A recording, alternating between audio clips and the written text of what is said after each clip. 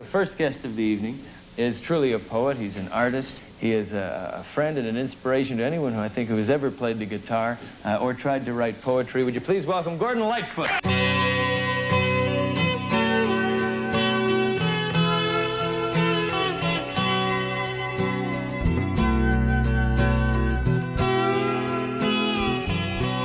Just like birds of a feather, we too have followed the golden sun. It feels so good knowing the Watchman's gone.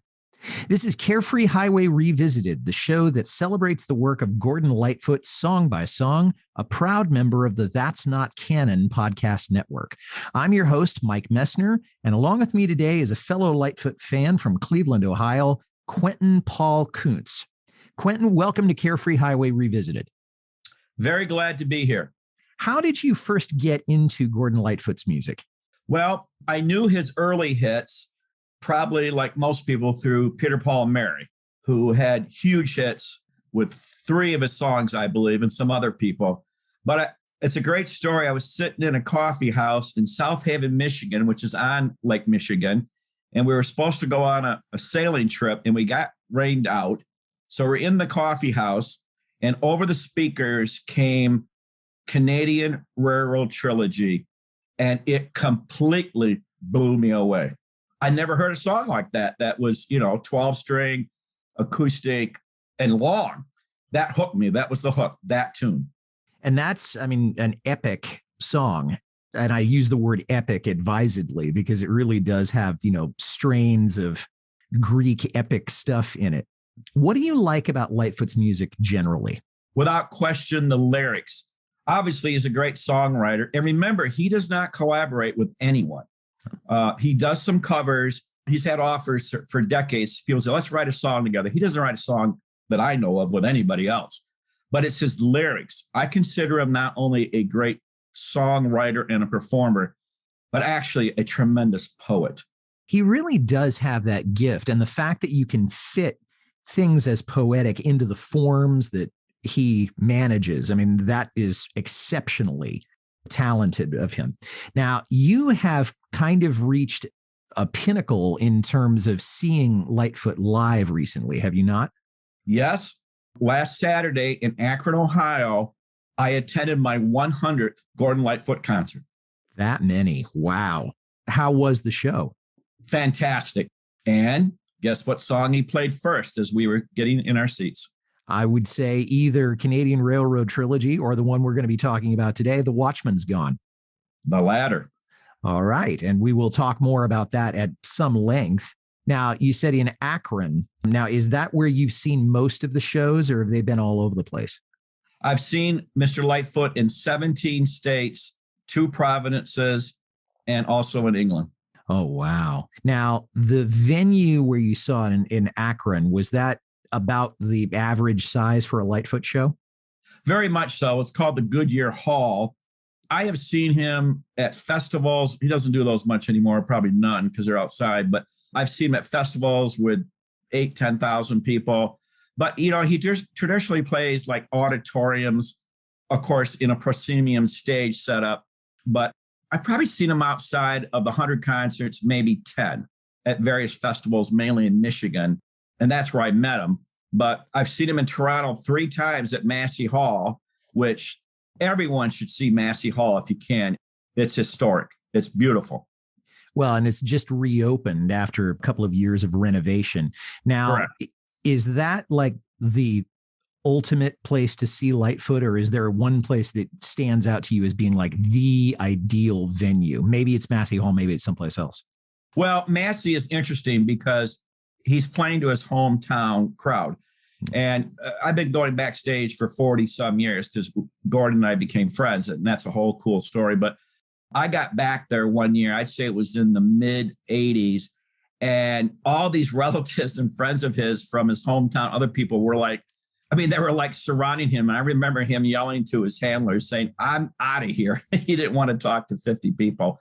But Massey was a special place. It's almost like a crusade to go up there, like a pilgrimage to see Massey Hall. I have to say the best venue I ever saw him in was the first time I saw him in Grand Rapids, Michigan. I forget what it was called, but it's now called DeVos Hall. but that was the first time I saw him in concert. And I think I almost darn near levitated, at least a little bit. Now, was that because of the music or because of the venue? Oh, the whole gestalt. Here was a guy that I had listened to the radio, and I wanted to see him so badly. And to see him in person, this would have been 1980. And if you know anything about his hairstyle, you can tell the years that he was performing from his hairstyle. That's when he had the afro or the perm, not an afro, but a perm. We had great seats, and it was like the notes were coming out of the speakers. It was such a tremendous high to see him. And then a year later, I met him in person, and now I've seen him 100 times. Now, what's it like meeting him? And I want to follow that up by saying you and he became friends. And given the fact that you've seen him so many times, I mean, clearly this is a very close friendship. What's it like meeting him, hanging out with him, and being friends with him? Well, as I said, I've known Gordon for 40 years. And so the first 4 years I knew him was when he was still drinking. And he's talked openly about this, so I'm not spilling any beans here. But it was a different experience back in those days. It was a little wilder, louder, I guess. But my opinion or my observation of Gordon is that he's really kind of a shy guy. He doesn't brag. And after he had a very serious medical situation in the early 2000s. Right. And he came back and the fans came back. That's when I noticed his demeanor change. He was much more appreciative of the fans, that they stuck in there. And again, I've talked to him so many times. He's very generous. He's very patient. A couple of times I've been in line with him and his manager come and say, well, there's people in line. And he'll say, I'm talking to Quentin. Oh, wow. So I haven't been to his house or anything. We have a relationship at concerts. Okay. Along with getting tickets for 40 years, I've also got backstage passes. Now, unfortunately, the last two times I have seen him, they're not doing meet and greets, which is totally understandable. But I've seen him funny, happy, tired, joking. But at the bottom line is Gordon is a very kind, generous, and really a humble guy. I mean, he could brag, but he doesn't. You know, I love the story about Lightfoot. He was criticized in 1976 for writing and releasing the record of the Edmund Fitzgerald because they said you're making money off a tragedy. And he said, all right. And I know this for a fact because I used to live in Traverse City where the maritime college is, the Great Lakes Maritime College, where people learn in a 2-year program to work on the freighters. So he donated all the profits from what he calls the boat song to those cadets, families, and everyone. He was interviewed a few years later, and the interviewer said, wow, I just read that you gave all this money away for the wreck of the Edmund Fitzgerald. And he said, yes, it was the right thing to do. And the interviewer goes, wow, that was a big hit. And Gordon says, one of my biggest. He goes, well, that was very generous of you. That was a lot of money. And he leaned forward and looked right at the guy and said, I have other songs. I just love that story. It's just amazing that he will be that detached from something that he gave birth to. Exactly. You know, and of course, we've talked about the wreck of the Edmund Fitzgerald on the show. And, you know, the fact that he's donated all the proceeds from that. And he could have chosen not to do that. Of course. But, you know, the fact that he's done it, I think, says volumes about him. Well, today we are talking about The Watchman's Gone, and that's from the Sundown album, which came out in 1974. To me, it's such a quintessential folk rock song, and that's why I like it. It's really grown on me in the last few weeks. It's acoustically based. It's got some really cool changes between chords. I'll talk more about that a little bit later. But the rhythm is also very easy to groove to. It is rock-based. Jim Gordon played drums on it. It's one of the relatively few instances where he's used a drummer. So why do you like the song in particular? The Watchman Gone has a very personal meaning to me, and it's probably my most intimate connection to Lightfoot. For 12 summers, I worked at a place called Macwood's Dune Rides. It's on the dunes of Lake Michigan in western Michigan. And I had a dear friend who was a roommate and a colleague who was a Navy sailor. When I think of that song, it reminds me of him. And the reason why is while we were together over 6 summers. One summer, one of his friends died and up in Muskegon, Michigan, and he was transported on a freight train from Muskegon, Michigan down to Elkhart, Indiana. And my friend Larry was accompanying the body in the casket, and the train is starting to move. And Larry was a big goof, great guy. And we say, hey, gonna make the train. He goes, oh, he says, I can do it in my sleep. And he jumped up on the train and got on it. So that one moment at a dumpy train yard in Muskegon, Michigan, linked me to this song. And Larry has since passed. Larry was a very heavy drinker. And so there's another connection to the song. Although I want to say he died a sober man. He was very proud of that. But The Watchman's Gone, to me, is an incredible capsule of a philosophy of life. And with that being said, I would also state that I always caution people when you're trying to dissect Lightfoot's songs. As you well know, and his fans know, he doesn't talk a lot about his songs. And this song was not on songbook, so I couldn't find anything on record that he's ever talked about this song. So I did my own digging, and I found a few things. But, you know, there's 100 songs by Lightfoot that I love, but this one's toward the top. We'll be back to our conversation with Quentin Paul Kuntz about The Watchman's Gone in just a moment. But first, a word from one of our podcast partners.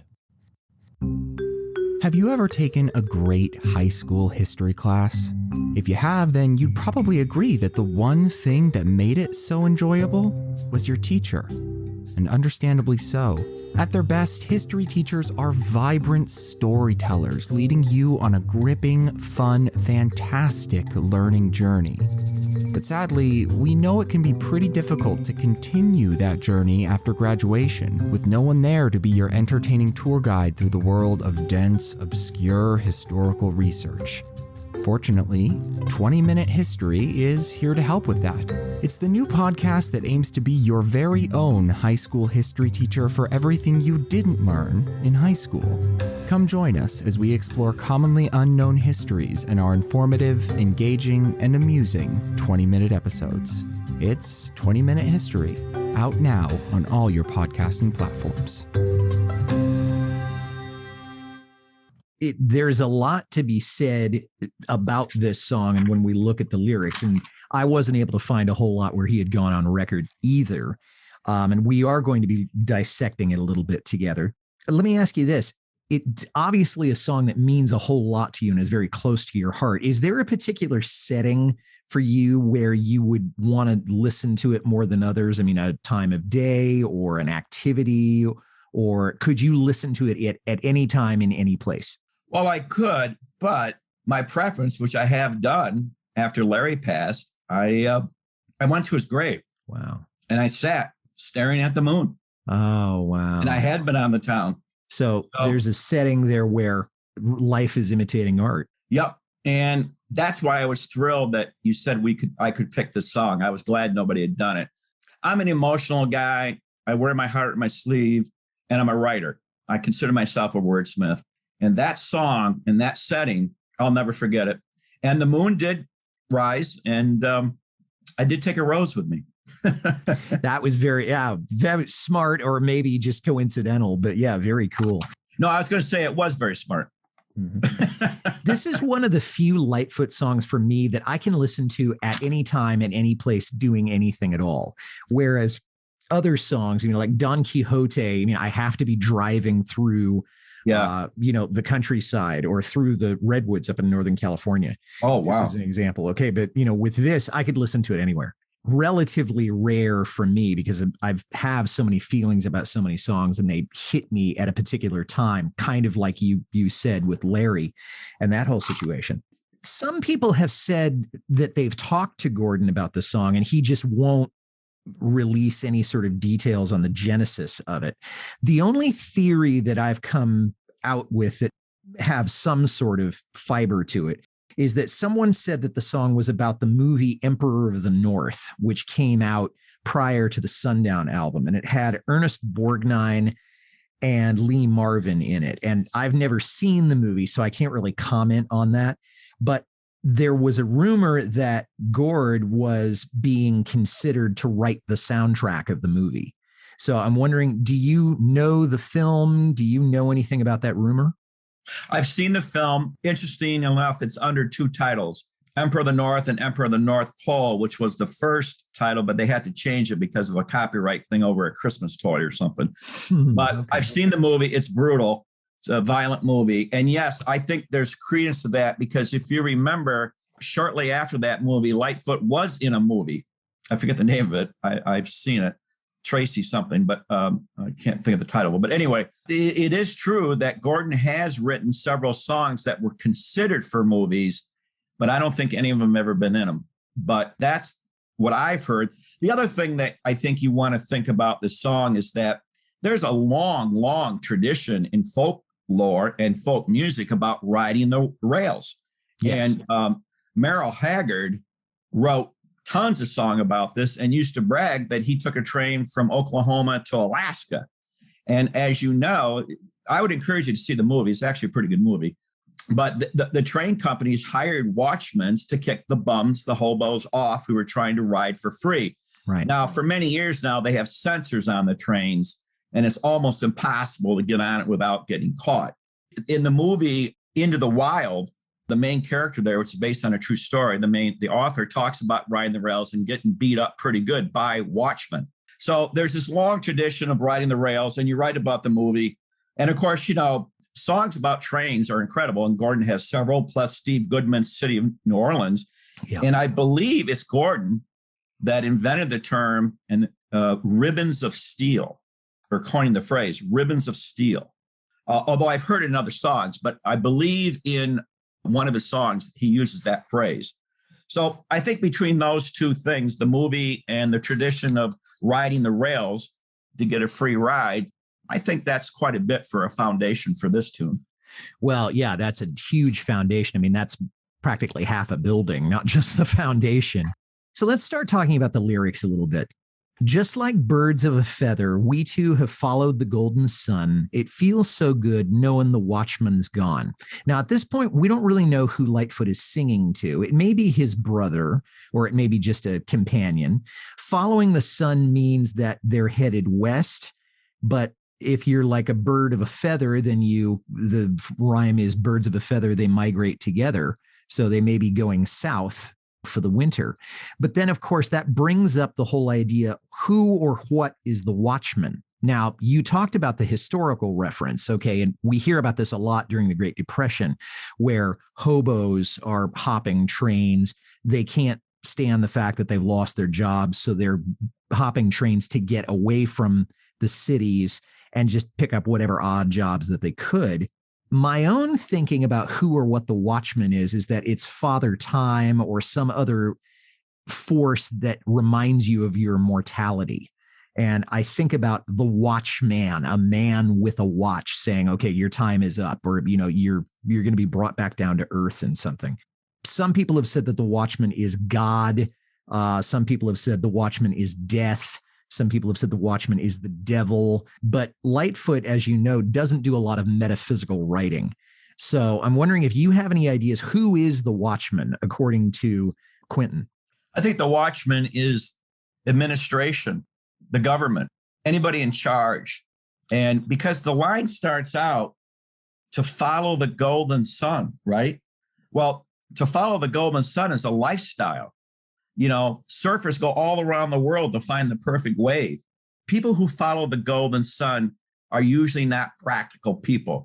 They're out there for a good time, not a long time. And birds of a feather, like Larry and I were birds of a feather. You know, Mm-hmm. you were having fun and, you know, trying to get dates. I mean, we were both single men. So that's what I see. And the watchman is the one that comes and spoils it all. Whether it's a train ride, an activity, and like you say, is very much because the watchmen on the trains had a watch in their watch pocket. So they were out, yeah, you got to get off, or time's over, time to go home. And, you know, in the beginning of our lives, that's our parents, that's our teachers, that's the cops. Okay, get out of here, stop. So I really believe the watchman is a universal term or metaphor for, you know, you're going to out there and have fun, but someone's going to say it's over. And yes, it could be Father Time. It could be the cops busting you or whatever. But that's who I see is the Watchman. So some form of authority. Absolutely. Mm-hmm. If I give you a rose, buddy, would you please bury it in the field? And I wonder about this. Why would you bury a rose? I mean, isn't the whole idea of a rose, you're supposed to take it out and smell it and enjoy the color of it? Why would he say bury a rose? I think it's to add beauty into the soil. Okay. All right. That makes sense. I've seen a rose, watching it all fold out, excuse me. It sounds like he's talking about a rose blooming, which is a really amazing experience. If you've ever seen, stop motion film, of a rosebud opening up, it's really, really beautiful to watch. There's a train down at the station. It's come to carry my bones away. Now you could take that line and put it into any one of 1,000 folk songs.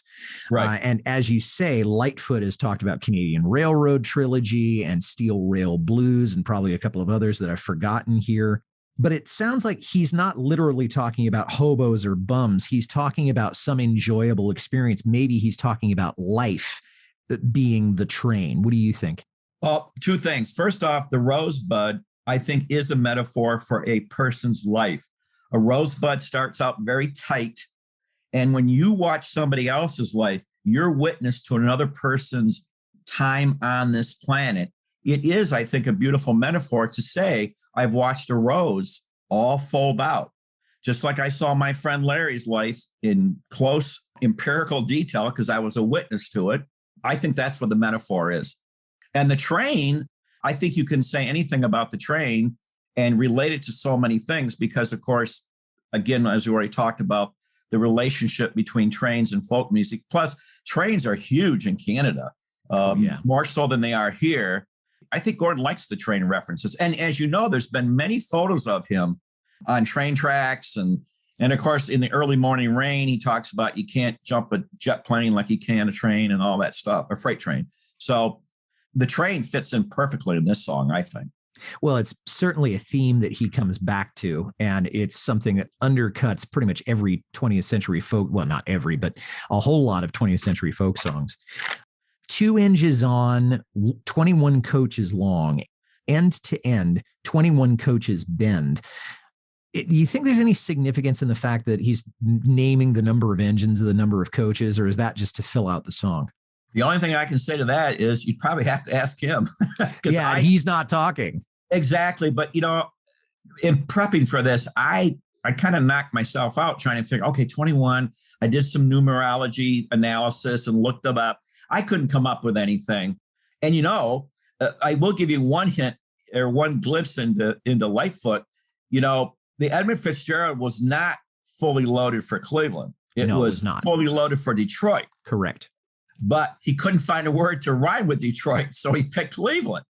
So I think this might be another example that 21 may be more lyrical. You know how it is when you're writing anything. It's like, oh, that just doesn't fit. Let me change it. So that's my best guess. Well, yeah. And I'm really kind of being a hypercritical English teacher here by saying, what does this mean? Probably it doesn't mean anything in particular, but you'd have to ask Lightfoot. We'll be back to our conversation with Quentin Paul Kuntz about The Watchman's Gone in just a moment. But first, a word from one of our podcast partners. Hello, I'm JT, a lifelong student of the paranormal and the unexplained. I've spent over 35 years researching and learning about a wide range of subjects, from UFOs and cryptids to ghosts and the supernatural, from hidden and lost treasures to mankind's mysterious past, and all other things mysterious and Fortean.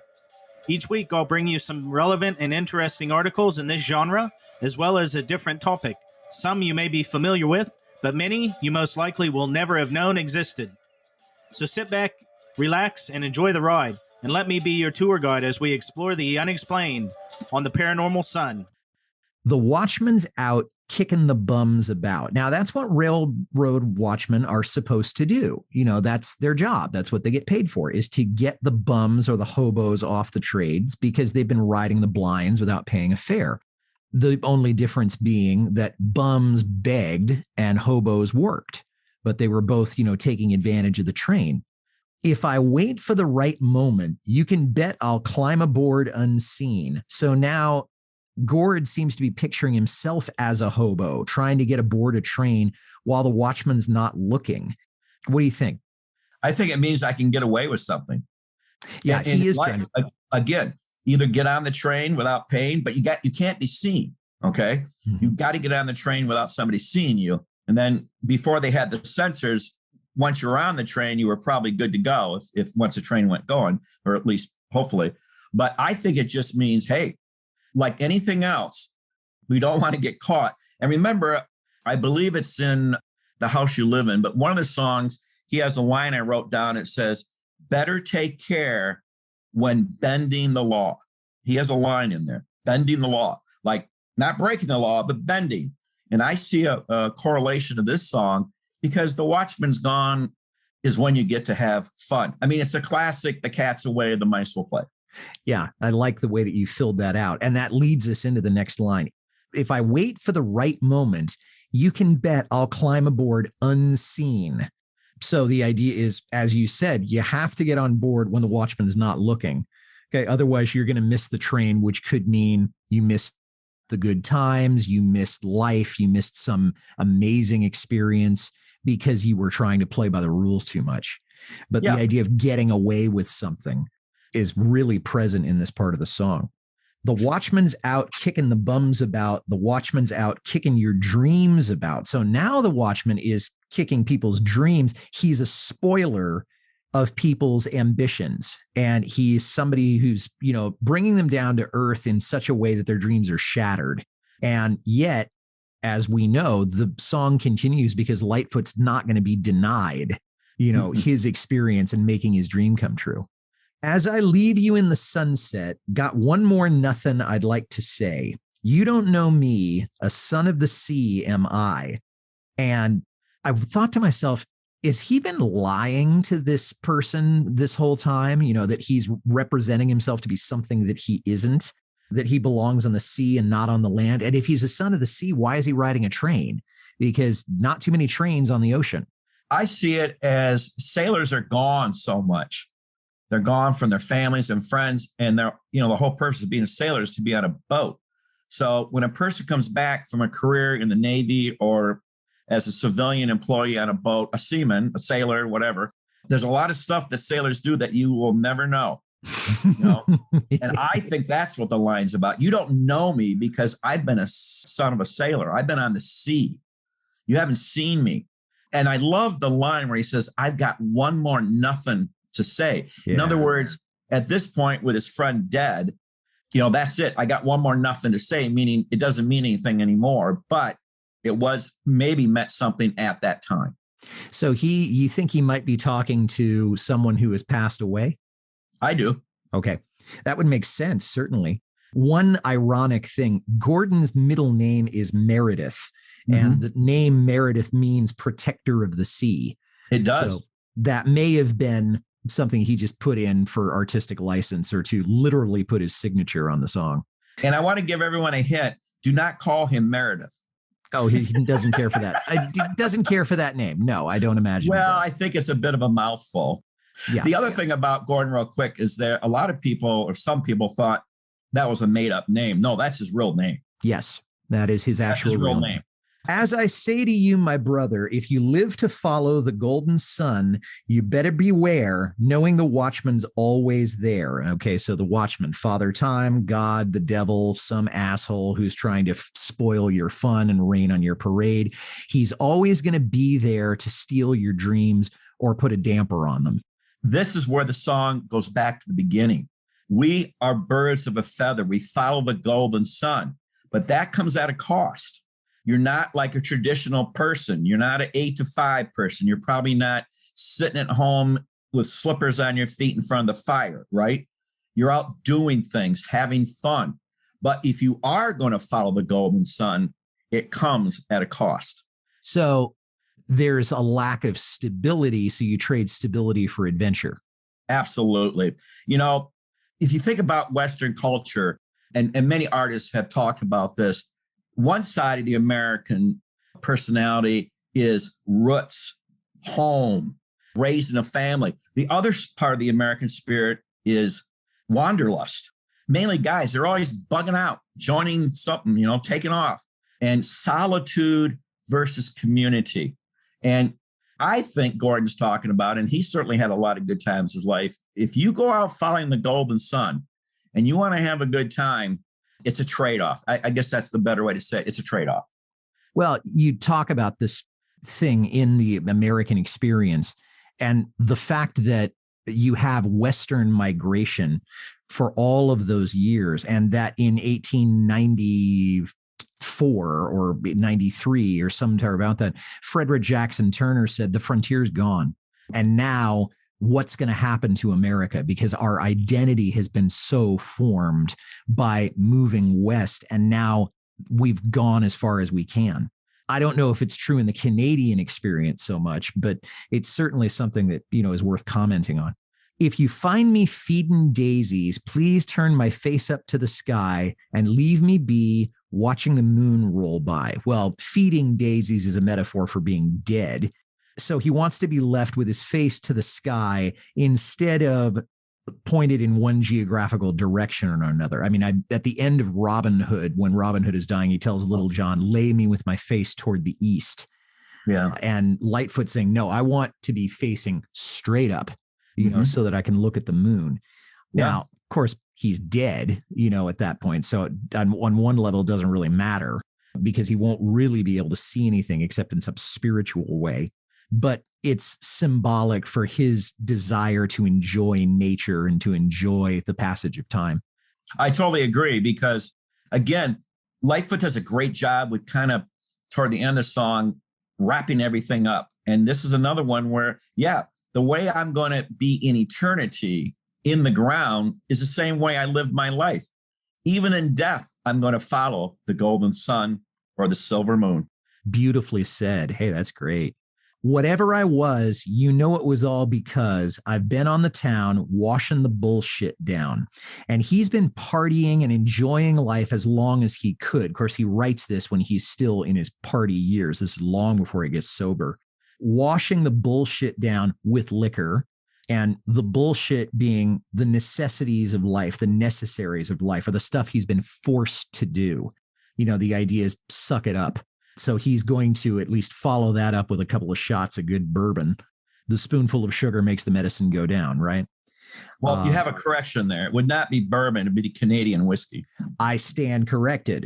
Okay. But it would be neither. That's right. But it'd be neither right now. Well, no. He hasn't drank for many years, but you're spot on there. I've been on the town. Well, anybody that's a partier has been on the town, had too much to drink. They're staggering back, and you can kind of see that here they are, hungover or still drunk. And again, these things, these lifestyle decisions always come at a cost. The watchman's out kicking your dreams about. It feels so good knowing the watchman's gone. It's like a song knowing the watchman's gone. To me, it seems like the watchman isn't gone. He's just momentarily distracted. But Gord took advantage of the fact that he didn't get caught, that he was able to get away with things. Well, I also read in that song that now he's dead. There is no watchman. It feels so good. I don't have to report to anybody. I don't have to try to sneak around. I'm done. No watchman is over me now. So this is kind of a posthumous song then. I think so. Mm-hmm. I just love the fact that Gordon doesn't give us too much. And many famous artists like Bob Dylan, they don't like explaining it because I think they really enjoy the fact that you interpret it. You hear it. What does it mean to you? Who cares what I thought? I mean, there are exceptions to that. But again, I've known Gordon for so long, and I think I've read everything that's been written about him that I know of, and even speculation and all these things. But, these songs, like any great artist, these songs are his children. He has favorite children and not so favorite children, but he's written so many songs. He found a bunch of songs to do his last album solo. The thing I love in the movie or the documentary that just came out a year ago is he says, you've got to put in the work. And he says that a lot. And so I don't think this song was written in a few minutes. I think he put a lot of thought into it, but he's such a master craftsman when it comes to songs that for him, it's like riding a bicycle again. So, well, yeah, I mean, I get the impression that Dylan can turn out songs a lot more quickly, but there's not as much, real intensive perfectionism with that, because Dylan clearly has sold more records than Lightfoot, but he's also had some real duds. Oh gosh, yes. And Bob Dylan has come out and said many times that he loves Gordon Lightfoot. Absolutely. Yeah. And I think that's a Yep. testament to the amount of true quality that Lightfoot really works hard at putting out, really, really high quality stuff. Whereas Dylan, I think, has gotten a little complacent at times in his career, where he's just said, okay, well, I've got a bunch of songs and I know that people will buy them. So I'm just going to throw them out there. Well, with Dylan, he's all over the place. It always has been, and he doesn't like being put in a box. But with Lightfoot, I agree. His craftsmanship is always spot on. The only song I've ever heard that people have criticized that said it was what they call a throwaway was Canary Yellow Canoe, which I actually like. But it is kind of just a fun song. It's a quick ditty. It's not one of his typical songs, but I can't really give you many Lightfoot songs that I think were just laissez-faire in their creation. I think Lightfoot has known for a long time and still does. He knows exactly what he's doing. Yeah. And I think he's much more directed in his muse than Dylan or Neil Young or other people who have come out of that same sort of mold. We'll be back to our conversation with Quentin Paul Kuntz about The Watchman's Gone in just a moment. But first, a word from one of our podcast partners. Hi, this is Audie Martello, the host of the Mostly Folk podcast, a 60-minute foray into the music we all love. You will hear newly released albums, classic folk, country, and bluegrass music, as well as some traditional music that may or may not be true to the genre. Sometimes irreverent, often opinionated, but always entertaining. You may even hear a radio magic trick every so often, as well as numerous interviews via Zoom and telephone with established as well as indie artists. Mostly Folk is available wherever you listen to podcasts, and always at mostlyfolk.org. So the song was On Sundown, as we said. Okay, that was his 10th album. My favorite musical aspect of the song has to be the chord progression. I love minor thirds. And so he goes from a 1 chord to a 5 chord, and then that dung, dung, dung into what I think is a G from there. And so the song has some great transitions, and I've heard it in Neil Young songs. I've heard it in Harry Chapin songs. I've heard it in Beatles songs. And I just thought I've always really liked those kinds of transitions. What to you is your favorite musical aspect of it? I think it's the 12 string. There's not a whole lot of major people out there playing 12 strings, particularly now.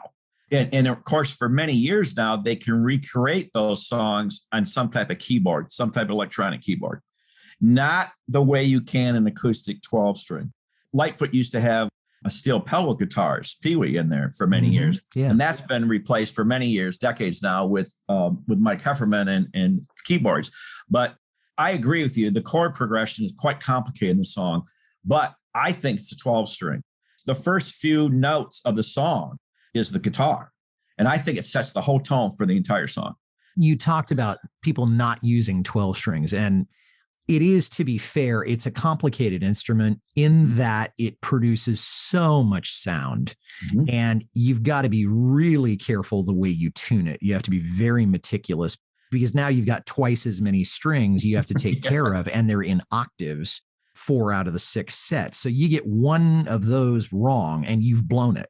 So, I love the 12 string. I've had one in the past. I wish I had one again, and I wish more people used them, but it's understandable why it's an instrument that's no longer in vogue. But he did play the 12 string. He played 6 string on the album, and he also played some high strung guitars. Terry Clements played the lead acoustic on this. Red Shea was not on this particular cut. John Stockfish, whom I thought had left the band by that time, was playing bass on this. It was not Rick Haynes. Nick DiCaro, whom we've heard many times, doing arranging and orchestration and piano.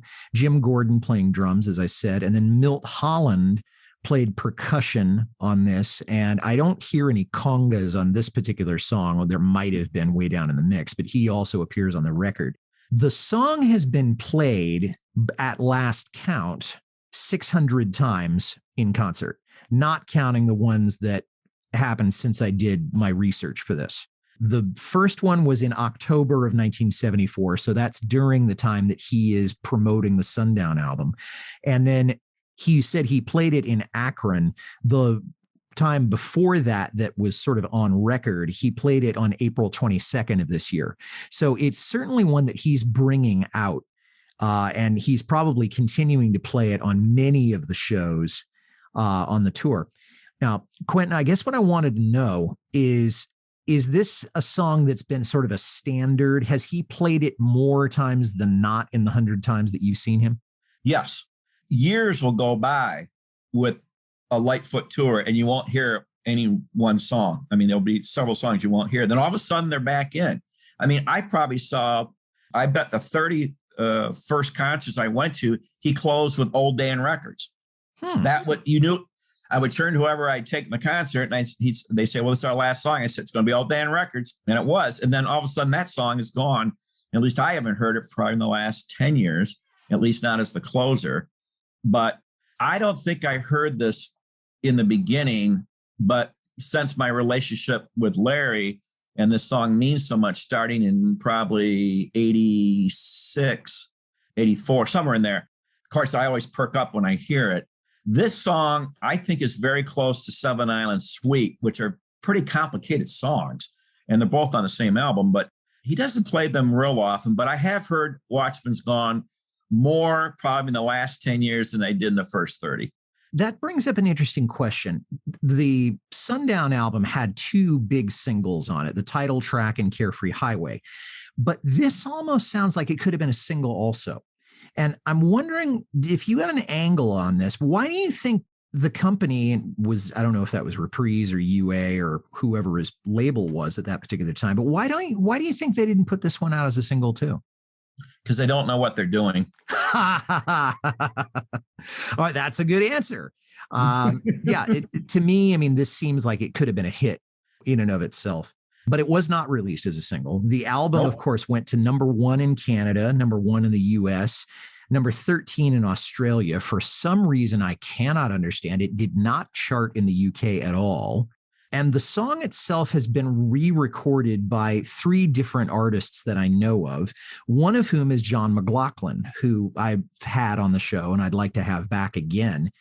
J.P. Cormier and the White Knight Instrumental are the other 2 that I've found. Are there any other covers that you know of besides just people jamming because they happen to know it? One group, and I'm not familiar with the group, it's called All the Blazes. And they covered it and they added a fiddle. So it has that more traditional folk tune. If you go online and just Google covers of the Watchman's Gone, it comes up. And on that list, only Gordon's and All the Blazes is listed. The lead singer in All the Blazes, and this was recorded over 20 years ago, I believe, in the 90s. The lead singer sounds pretty darn close to Lightfoot. He has a very nice voice, but they add a fiddle. Fiddle can be a really cool instrument because you obviously can play it more like a violin or you can play it like a fiddle, but it's a traditional bluegrass type fiddle added to it. And I think it works really well. I'm not familiar with the other covers. That's the only one I could find online. Okay. But I like it a lot. Well, Quentin, this has been so much fun. And to talk to somebody who has been and seen Lightfoot in concert and had all of these experiences with him and is certainly closer to him on some level than the average fan, who would you like to hear cover this song from modern music, if anybody? Or does it, we take the covers that we have and the rest of it just stands alone? Wow, that's a really good question. I haven't put much thought into it. I'd like to hear a few female artists cover it. No one comes up to my mind right away, but there's also that purity of, I mean, this is a Lightfoot song. I don't care who covers it. It's going to be a Lightfoot song. But I think it might be interesting in a female voice. just because the song is somewhat machismo. And I think it'd be interesting to hear a female voice in it, or that feminine perspective, if you will. I would love to hear Indigo Girls cover this. Ooh, that's an excellent choice. Yeah, because I don't know that, I mean, I haven't kept up with a lot of their records real recently, but they don't tend to do a whole lot of other people's work, at least not in studio albums. They've done some in live records. But I would love to hear them do it. And then I wish that Nancy Griffith had done it before she did. Oh, excellent choice. Yes. Okay. Well, as we're wrapping up here, let me ask you this, Quentin. I'm giving you a hypothetical answer. For your 101st concert, wherever that is, you are given the chance to tell Gordon, this is the song I want you to sing first in the opening set in Concert 101. What would you choose? Early Morning Rain. I think that's his definitive song. The imagery in that song is off the charts. You're there on that runway. You are as cold and drunk as you can be, and you can't get anywhere. So you just got to start walking. And of course, so many people have covered that song. Johnny Cash does a great version of it. And if you'd allow me, since I'm on your podcast, I'd really like to thank Gordon and Ann Liebold in his office. And I would be amiss if I didn't mention the great Barry Harvey, who was the man that set me up with tickets and backstage pass for so many long. He was the new road manager for Gordon Lightfoot when I met him in 1982. And Gordon turned to him and said, here's my new friend. My nickname is Q for Quentin. Mm-hmm. And he goes, he's on the list. And Barry turned to me and said, you're on the list? Or he said to Gordon, he's on the list? He goes, yeah, he's on the list. Anytime he wants to come. So I also want to thank Gordon for hitting on my girlfriend back in the green room. And I had to go look for her. And so I went back in the green room, and there he is. He's got his arm around her. I don't think he thought he's helping, but it was this surreal moment when I didn't know whether to get mad because he was hitting on my girlfriend, who was very attractive, and I was incredibly enthralled to meet him. But they both stood up, and he said, I think I better give her back to you. And then that's when he said, you're going to come and see me again. And a quick funny story is I said, yeah, we've got tickets for tomorrow in Kalamazoo.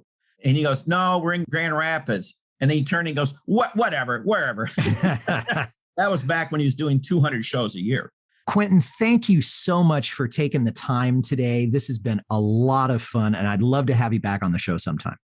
Yeah, let me pick another song. And I like the fact that you made me do my homework. And again, for all your listeners, treasure Lightfoot, treasure his music. There is literally no one like him. Couldn't have said it better myself. Quentin Paul Kuntz. And thanks for listening, everybody. If you like this well enough to listen to the whole thing, tell somebody about it. Carefree Highway Revisited is on Apple, Spotify, Acast, or wherever you get your podcasts. Our website is www.lightfootpodcast.com, and our Patreon page is www.patreon.com/Carefree Highway Revisited. You can reach me, Mike Messner, at teachermike72@gmail.com. Our next episode will be coming out on or about the third week in June, and my guest will be Gino Di Piero, or Doc G as we call him, and he'll be talking about the influences of Gordon Lightfoot on his music and his favorite Gordon Lightfoot songs. Until then, this is Mike Messner reminding you, run for the roses, but don't forget to stop and smell them. We'll see you next time.